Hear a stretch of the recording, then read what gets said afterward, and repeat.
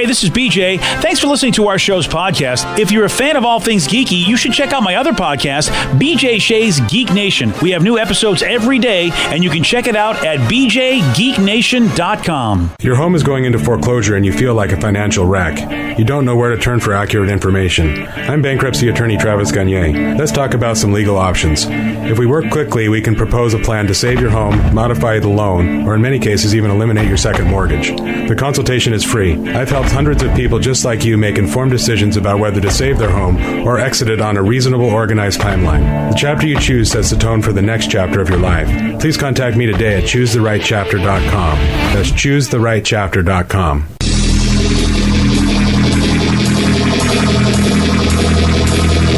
.9 KISW, The Rock of Seattle. New in the Rock Shop, it's the BJ and Migs Rock Socks. You got to check these out. They look pretty sweet. And if you want to get your sock game up to a different level, these are the socks you need. I'm at level 0, so. Yeah, so this will get you way up. Nice. These are the socks you are looking for. They're nice, man. Check them out. They look pretty awesome. They got our mugs all over them.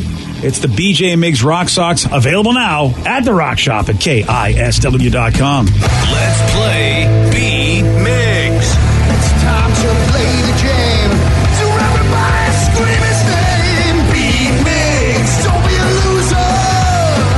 Whoa! B-Migs, you're a loser. It is time to be Migs. It is time to turn down for tacos. Turn down for what? All right, fine. Yeah, turn down for anything that's warm because right now it's cold out there. So anything in your belly, anything to warm you up, man. Turn down for a hot chocolate. Oh, turn down for cocoa. Okay. Turn down for cocoa. I'm in love with the cocoa. I'm in love with the cocoa. Maybe the wrong type there, but to each their own. We're talking about the right cocoa, man, with the marshmallows. He knows what's up. Swiss Miss, baby. Yeah. Swiss Miss for life. Let's get to our contestant today. We've got Danny in Puyallup. Danny, are you there, sir? Sure I am. Excellent. What's he playing for today, Steve? Up for grabs, tickets to see Alice in Chains. They're going to be at the WAMU Theater on September 20th. Go to KISW.com for all the details. And if you want tickets, get them now. LiveNation.com. All right, Steve, get out of here. For those playing at home, Danny will have 60 seconds to answer 10 questions. Danny, you can pass all you want, but you will only get 3 guesses per question. Are you ready? Let's do it. Robin Williams won an Academy Award for Best Supporting Actor in which 1997 film about a South Boston janitor? Pass. What do you add the juice of in order to make a martini dirty? Oh, Yes, the Black Forest is located in what European country? Japan. No. China. No. No, that's not it. Pass. How many hydrogen atoms are in one molecule of water? Oh, come on, guys. 2. Yes. In what decade did the Captain Kangaroo show first air? 70s. No. 60s. No. 50s. Yes. What is the capital of Texas? Dallas. No. Oh. Capital of Texas. Fort Worth. No. Oh. Pass. What country borders Ukraine to the east? Russia. Yes. What metal is predominantly added to copper to make bronze? Lead.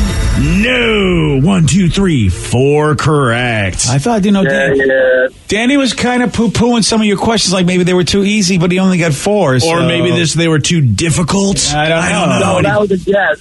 I just got lucky on the Adams one. He was complaining. Yeah. Oh, it was a rough one, but he got lucky. He got a guess there. Well, H2O, it's kind of... I know, that's what I was kind of going with that. So we'll have to see if Steve can fuse some brain cells together and make that answer happen. Steve can do anything. That's true.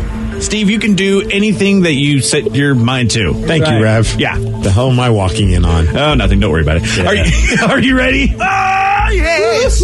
Robin Williams won an Academy Award for Best Supporting Actor in which 1997 film about a South Boston janitor? Oh, Good Will Hunting. Yes. Yeah. What do you add the juice of in order to make a martini dirty? Juice of an olive. Yes. The Black Forest is located in what European country? Tennessee. No. Oh, England. No. Greece. No. Greece. How many hydrogen atoms are in one molecule of water? Oh, no, 3. No. 4. No. 2. Yes. Wow. In what decade did the Captain Kangaroo show first air? 40s. No. 30s. No. 50s. Yes. What is the capital of Texas? Austin. Yes. Nice. What country borders Ukraine to the east? Russia. Yes. What metal is predominantly added to copper to make bronze? Gold. No. Silver. No. Titanium. No. What red wine does Paul Giamatti refuse to drink in the movie Sideways? Oh, crap. I've never seen it, but I remember people talking about it. It's not rosé. No. I know it's not that, but... Oh, yeah. 1, 2, 3 4, 5, 6. You win. 6-4. That's right. Oh, yeah. Sorry, Danny. Yeah, Danny's already gone. Was not great. Yeah, he wasn't. Another one bites the dust. Another one bites the dust. I'll always support this. It's my own Bohemian Rhapsody sing-along that I'm doing. The Black Forest is located in what European country? I think Germany, right? Yes, you are correct. Isn't that where we get the Black Forest cake? Sure. I don't know. I have no idea. All right, fine. Sounds good, though. I like All cake. What metal is predominantly added to copper to make bronze? Is it brass? No, it's tin. Oh, tin. Tin. Oh, tin. I forget tin. And does anybody know that red wine that Paul Giamatti refuses to drink? Is it Shiraz? No. Is it then Pinot? No. Oh, no. Merlot. God dang it. And I couldn't tell the difference between any of those because I'm No. not a wine drinker, but Yeah. apparently he hates it. Yeah. Congratulations, Steve. You won with 6 correct. Caller number 6, 206-421-ROCK. Meanwhile, we got a man in Louisiana who's been arrested. Okay, this is the story of the day. A Louisiana man, he has been arrested after eating his ex-girlfriend's fish and then sending her a picture of his own feces captioned, "Found your fish." That's terrible, but... What? Yeah. Why would you do that? Ex-girlfriend. That's why. You think... Yeah. And probably being a little drunk. Man, that's next level. That is next level. It happened back in October of 2016. 18-year-old Maxwell was accused of eating the fish while staying in his ex's dorm room at Louisiana State University. Police issued a criminal summons, but Maxwell failed to appear. He wasn't arrested until Tuesday. The victim says she let Maxwell and 2 friends stay in her room after a football game, and he told her to, quote, check your fish tank as he left. Again, this is an ex, and this is why you got to cut all ties with exes, man. Once you say you're dumped, don't try to be nice, because, someone's not going to be happy, and they'll tell you to check your fish tank. Fish was missing, and then she got a text from him with the toilet picture. Wow. Saying, I found your fish. Yeah, he confessed to eating the fish, but he did not confess to sending the photo, which, again, if she's got a photo of this... Yeah, I mean, That's was not that a him. picture of the guy? No, I don't know what the hell you're pulling up, but this is the picture of him. I found him. Yeah. Oh, there he is. Wrong one.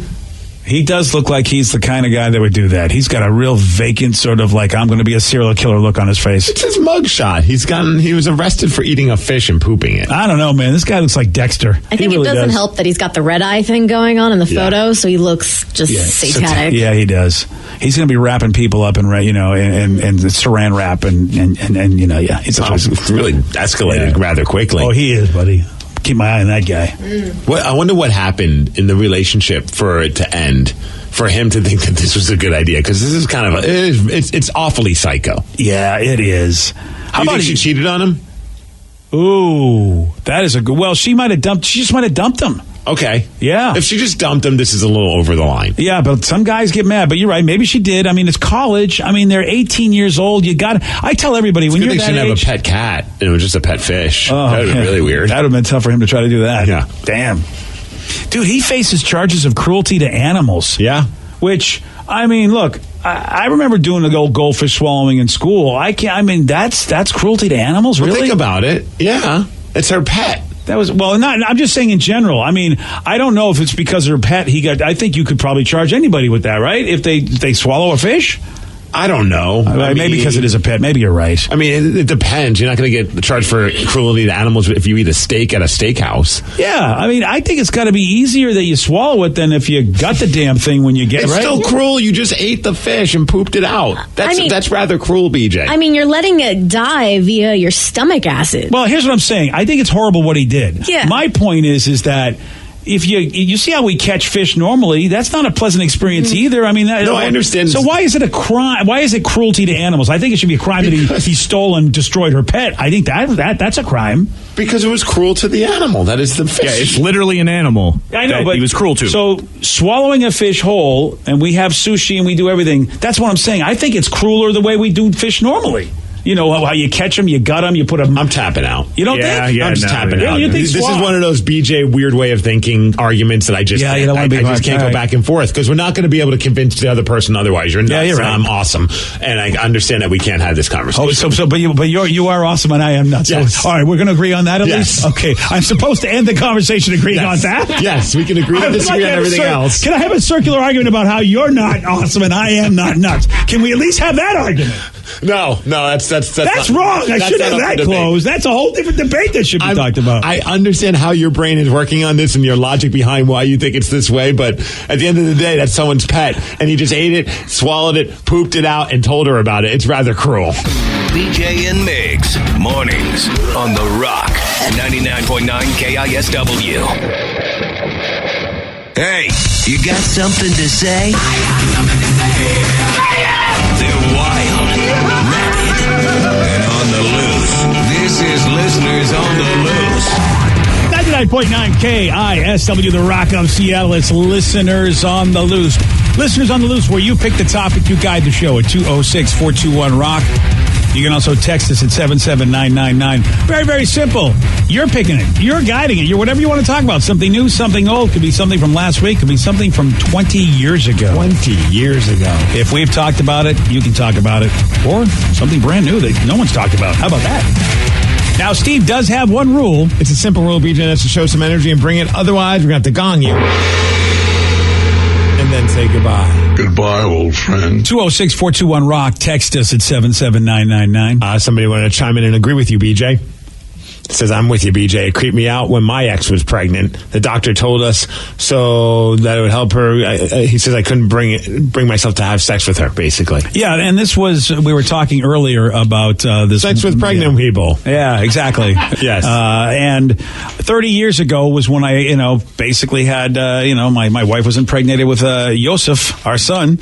And, I just felt weird. I didn't mind doing stuff with my wife, but the full meal deal, it just felt like, there's my son or my daughter's in there. I just, I don't want to cause any earthquakes, wreck up their apartment they got going on. So yeah, and we didn't have info 30 years ago. That was the other thing. It was like to be a kid today, or to basically be born into the internet and like a personal device like an iPad or an iPhone, that's all you know. That's your life. Information at your fingertips. Anything you'd ever want to know. Steve, that's what they got now. That's like, we don't know a life like that the way they do. Oh yeah, but sometimes I could steer you down the wrong direction. That's true. Like on Sunday night, I had my very first panic attack, which was crazy. Oh wow! Never I've had had one them before. for years. You finally had one? Don't those suck? Yeah, they do, dude.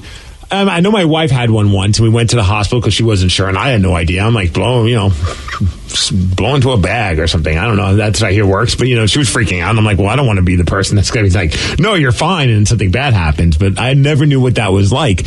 I woke up Sunday night, Monday morning, I guess, and I just kind of came up and I lost my breath. I was like, and I was like, oh crap, that was weird. And then all of a sudden my heart started racing, and then my body started shivering. And then I was in this weird dilemma. I was like, do I wake my wife up? She's got to work tomorrow. We didn't have work on Monday. So I was like, I have the day. So now I was trying to figure out if I could sneak out of my room and drive myself to the hospital because I wasn't. The problem was I went on the internet and I was like, okay, I'm shivering, my heart's racing. I just had like a moment, like what's going on? Of course, you go pull it up on the internet. I'm having a heart attack. Oh boy! So now I'm freaking out even more. I'm like, is this going to be the moment? Like what? I don't know what this is like. Am I having a heart attack? So I'm starting to get a little nervous about this. And then finally, I was about to get out of the bed and drive myself because I thought I didn't want to wake my wife up. Yeah. So she kind of hears me, and I'm like, hey, babe. And she says, well, what's going on? I said, I don't know. I might be having a heart attack. You might need to take me to the hospital. Damn. That's a hell of a way to wake up. So I explained what's going on. She's like, it sounds just like when I had my panic attack. It sounds like what you're having. I was like, oh, all right. I'm okay then.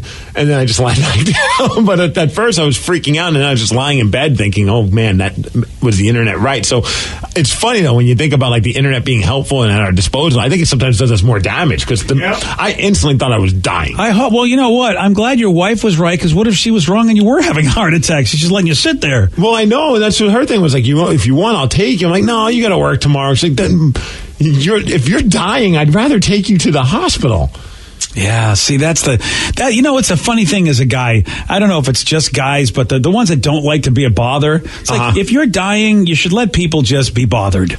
You know what I mean? It's like, if you really were dying, I don't think work or anybody's life means anything. I just didn't want to inconvenience her with my heart attack. See, that's the thing. It's like, which is not a heart attack. With my heart attack. Some salt on it. It's fine. You'll be fine. Rub dirt.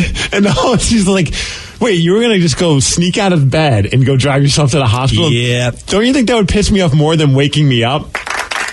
And there's nothing wrong with a guy who's having a heart attack trying to navigate his way on the freeway. No, that's fine. Oh, it's a quick shot to the hospital. Oh, well, that's even better. Then you'll be fine. Yeah. I mean, I could just coast. Yeah, there's no other cars on the roadway or anything that you got to worry about. Not at 2 in the morning. No, of course not. Sure, you'll it's be safe. fine. Yeah. So it says I always get myself freaked out when I look up symptoms on the web. It always makes things worse. So did you have a panic attack, or did the web making you think you had a heart attack give you the panic attack? Which came first? I'm pretty sure it was a panic attack. Based on how she described hers. I mean, I guess everyone has a different type of panic attack, but from what it sounds like, it was a panic attack. I just never experienced a panic attack before, and I don't even know why I did at that moment. That's what I'd like to find out. I don't know if I had like a weird dream and it just set me off, but then I was like shivering, like as if I was freezing cold in the room. Yeah, that's nuts. It was very trippy. Yeah. I mean, I got nice sympathy from my wife for a minute. That was pretty cool. Well, it's nice that the person that loves you will at least be sympathetic to your possible heart attack condition. When you think you're dying, that's when you find out if the person that you're with loves you or not. Yeah. Like they actually drop like all the crap they give you, and everything kind of becomes serious for a second. I think my wife would be on the phone with the insurance company. Now, do heart attacks count? And do I get all the money? Somebody says the question. I had the same thing happen, Steve. I got rushed to Harborview. Another person said, when I had my first panic attack, I looked up online. Big mistake. Everything was chalked up to being a stroke. Nope, it was just the beginning of my anxiety. Yeah, see, that's the thing. And the best part was, I'm shivering and I'm freaking out. And so what does Lulu do? She starts shivering and freaking out. Like, it was like a sympathy panic attack she was having. She wants to hang with you, man. Yeah, she's like, oh, you shaking? I can shake too, you know? We can do all of this together, buddy. Shake together. Listen, I'm not going to die, but I'll watch you die. I'll help you out. Best friend for a reason. Yeah. Well, you're okay now, though. I'm here. First one of your life. That's not bad. You're in your 40s, and that's your first one. I know a lot of people have had them a lot, and they get them regularly. Rev, you've made it sound like as if you deal with them. Not all of the time, but the last time I had a full-on panic attack, it was because the car I was driving was not doing too well.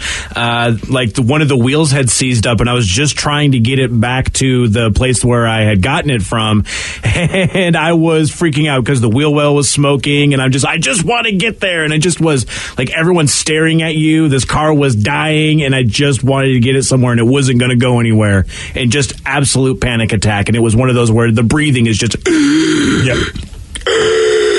You've had a few panic attacks? Yeah, I've worked through them. It's usually been performance-based. What about the first one, though? Do you remember your first panic attack? Well, I didn't. You know what? I think so. I didn't know they were panic attacks. I had to have it diagnosed. Okay.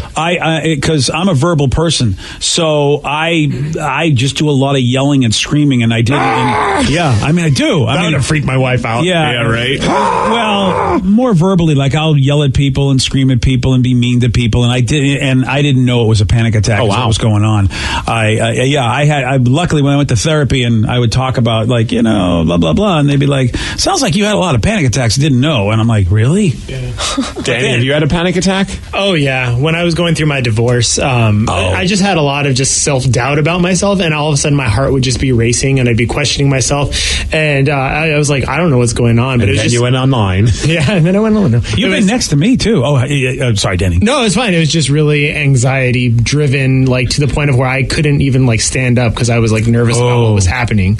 But I've got him under control now. Steve, you've been next to me a lot. Yes. When I've had him. When we've done live shows way back in the day. Having a panic attack. Me being crazy. Yeah. Was panic attacks. I just didn't know that's what it was. Oh, you were super panic attack. Yeah, but I didn't know that's what it was. I just thought it was nobody's doing their job, and I had no idea that I was tripping. I had no idea. And the one, again, when you got show members being hauled away by the police while you're trying to do a show, and it's like that was a nice trigger for a panic attack. That never happened. No, that never happened. What are you talking about? That's like my number 2 person. My number 2 person is really supposed to be the guy, and he's being hauled away, and I'm like, by the police. Yeah, and multiple times during performance, people that I relied on were supposed to be doing the job, and instead they were causing trouble. Well, in all fairness, they were being arrested. It's not their fault. Yeah, you're right. What am I thinking? What am I thinking? See, I'm like you. I know I had them when I was younger, but I don't remember them too well. But the last one I really remember was an out-of-body experience. Whoa! Like I could see myself panicking around my bedroom. Oh, that's trippy. And I was kind of doing what you were doing, like kind of yelling and crying, and I just was watching myself do it. It was kind of weird. I was super verbally abusive. I mean, and my poor wife, because so many times in our relationship, the verbal abuse was motivated by panic attacks, and I didn't know. And of course, how anybody would just go, "What a jerk you are!" And I always felt like a jerk, going, "Yeah, you're right. I wish I could stop being mean to people." And then that's when it was diagnosed, I think you're having a lot of panic attacks, and here's some things you can do. And I have to tell you, ever since then, I now know. Even when I'm feeling what you're feeling, Steve, at least coming. I know what's happening. So it's like, okay, well, all right, is rather than just go not knowing and just blaming people, going, I wouldn't feel this way if you were blank or whatever. Well, that was nice about having my wife saying, okay, it sounds like what you're having is what I dealt with. Because some people were saying, hey, you can't have a panic attack while you're asleep. That's sleep apnea. I woke up and then started having the panic attack. It wasn't like as if I woke up in the middle of a panic attack. It was just, I woke up, something kind of startled me. And then I just started freaking out for some reason. By the way, Steve, I would not listen to any medical advice that Texas are giving you. Oh, they're all doctors. Yeah, because they're probably going on the internet right now trying to tell you everything. They're the ones that are just going to WebMD for you, buddy. BJ and Migs, mornings on The Rock, 99.9 KISW. BJ and Migs, mornings on The Rock. 99.9 KISW, The Rock of Seattle. It's listeners on the loose. You pick the topic, you guide the show. Let's go to Trevor on Woodby Island. Trevor, you are on The Rock. Good morning. Good morning, Trevor. Welcome to the show. What you got for us today, buddy? So, just listening to you guys talking about driving yourself to the hospital. Back in 2014, a month before my son was born, I was living in Boise, Idaho, working in Nampa, which is about a half an hour away, and I was moving a box, and all of a sudden I could not breathe. I mean, my face started to go numb, my hands started to go numb, and I hopped in the truck and I drove myself home. Your face and hands were numb and you couldn't breathe and you were able to drive home? Surprisingly, yes. I don't know really how I did it. I even bummed a cigarette off someone thinking that would help me because I was, in such a panic state, and I took about 2 drags and threw that thing out the window and put my head in my hands and just beelined home and made it, and then had to wait an hour for a friend to come pick me up to take me to the hospital. And it was what was it again? It was a collapsed lung. A collapsed lung. Yeah. Apparently in tall, skinny young men, you get a bleb that just explodes. It's like a blister on your lung, and it blows up and then causes your lung to slowly collapse. And I spent about a week and a half in the hospital because of it. Oh, damn. And how long does it take for the lung to uncollapse? Well, they did a bunch of tests over the week, and it didn't get any better, so I finally had to do surgery. And they had to cut the bleb out and stitch my lungs shut, and then they took actual medical-grade steel wool and scarred the inside of my chest cavity to get the lung to heal to it, so that way if it happens again, it's got some tension to kind of hold it a little longer than normal. Oh, so it'll keep it open. Sort of, yeah. It'll keep it inflated for longer than than normal. But now I'm at a higher chance for my lungs to collapse again. Damn, dude. They put steel wool on the dude, like they steel wooled his lung. Literally. He's like a superhero now. Oh, man. Thank you. I like to think that I'm a superhero. Yeah, lung man. Wow, I appreciate the call, Trevor. I don't know if I drive myself anywhere. I mean, my buddy of mine just had like a mini stroke. Mm-hmm. Like, and he's the healthiest guy in the world. This is why it's like guys like me do not need to see people who lead a healthy life, who look physically amazing. I do not need to see them, and younger than me, I do not need to see them go, oh, by the way, I just had a stroke. Right, because then it's just like, well, screw being healthy. Yeah, exactly. What am I doing? Might as well go out in a blaze of glory then. He couldn't feel his hand, couldn't feel like his face, and he still tried to drive himself, but he couldn't open the car because the keys. And it was just like, whoa, dude, I don't know what I would do if like that was happening. I don't think I'd try to drive myself anywhere. You don't know, though, until something like that happens. You don't know where your mind's at or like what you think. Because sometimes people do things in the weirdest panic states. You know what I mean? Like you hear about those stories of people like get in an accident and just walk away even though they shouldn't have moved. That was me. But you're right. You're not in your right mind when that happens. I walked across a freeway. Thank gosh somebody really tried to pull me aside because I didn't know what I was doing. Let's go to Chris in Fife. Chris, you are on the Rock. Good morning, fellas. What's going on? Good morning, Chris. What you got for us today, buddy? This morning, you guys' topic was, what Hall of Fame would I be in? Mm-hmm. Oh, that's right, because Steve, what Hall of Fame are you in? Parking. Yeah, Steve's in the parking Hall of Fame. And finding spots. Yeah, nobody can park better than him. How about you, Chris? My Hall of Fame would be pleasing women sexually. Who calls up and makes that claim? I mean, really? Chris does. Is Don Juan DeMarco? I really? do. Come on. Chris, over the years, have you had women say that you are the greatest that they've ever had? Pretty much, yes. I feel what like does pretty much mean? Like, did they actually say it or no? No, they said it. All right. I'm going to quote Game of Thrones here. It's like any man who says he's king is not the true king. Oh, I am. I'm king. He said he's king. Mm-hmm. And how many women have you been with, Chris? Over the years, quite a few, and I've been able to please every single one of them. Every one of them. Every single one of them. Every one of them. How much is a few? And is that like 5, 10, 100? Couple dozen. All right. That's still a couple dozen, though. You think a guy that could please everyone would be close to 100? You'd think the word would get around. Maybe he doesn't want to give his gift to everybody. Oh, are you, Chris? Were you married, and maybe that slowed you down?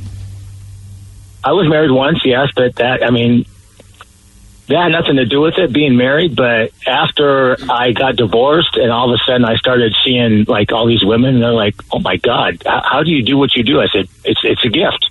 So then, what happened with your wife? I would think that if you were that great, your wife would find a way to work it out with you.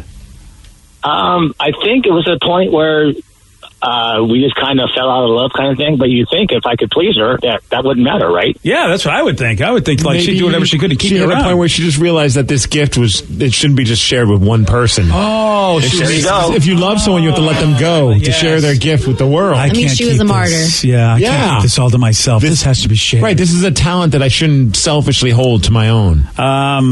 I want to ask more, but I think we'll get in trouble, right? Right, you can't really ask what it is that makes him so great at it. We just have to take him for his word, BJ. Yeah, I guess we'll have to take him for his word. Well, the best part is the look on their face, because it's like either they haven't had it that good before, or they've had it but not that good. Ah, I see. Either way. So you haven't had any women that didn't fail to have a great time, and you don't think anybody was faking? You think it was all legit? Well, I can tell if they're faking or not, and they weren't faking, because usually women, they act a certain way, and they all act the same way. Interesting. Because what if they were all faking? I mean, there are men that don't know when a woman's faking it. I mean, there's women been faking it for years, and then the men go, really? Well, it's kind of hard for a man to fake it, so it's kind of hard that a woman fake it after they have one, because you could tell by their body language. Mm-hmm. Yeah, really. Chris knows what's up. Yeah. Okay. I don't know. Just accept that he is. I saw when Harry Met Sally. It really looked like that. She had a good time in the restaurant. Oh yeah, girls are great at faking it. See, we'll never know. I want to talk to the women because Chris may not know. Chris, they might have just been kind. All those women, you may not be good at all for all we know. Well, after a woman has one, if you touch a certain spot, they get really sensitive and they kind of shiver. That's when you know. Yeah, the belly button. Oh, yeah. The remote Well, control. hey, congratulations, Chris. That's really cool. I'm honored that we got to have you on our show. Hall of Famer. Yeah, I mean, it's not often that you get a Hall of Fame. We had Edgar Martinez on, but that was before he was inducted in the Hall of Fame. That's true. Good luck to us trying to get him on. But here we have a bona fide pleaser, women-pleasing Hall of Famer. That was pretty cool, guys. Let me ask Vicky, because Vicky should be. Vicky, what do you believe? What do you think? I don't think. I think he is. I'm not saying he's bad. I just don't think out of all those dozens and dozens of women, he satisfied each and every one of them. And if you're not married, why not give the gift? Don Juan DeMarco, which is the Johnny Depp movie, he was a pleaser of women, no matter what woman it was, and looks didn't matter to him either. He just loved giving a woman a great time in that movie, and everybody heard about him, and everybody wanted to be with Don Juan DeMarco. But think about a lot of the greats. I mean, Picasso didn't just paint something for everybody. A good chef doesn't just go over to everyone's house and cook them a meal. You gotta deserve it. You gotta deserve it, I see. Okay. Yeah. So for you to parallel park a car, you're not gonna park anybody's car. It's gonna be a specific. Okay. The people have to earn Steve to parallel park the car.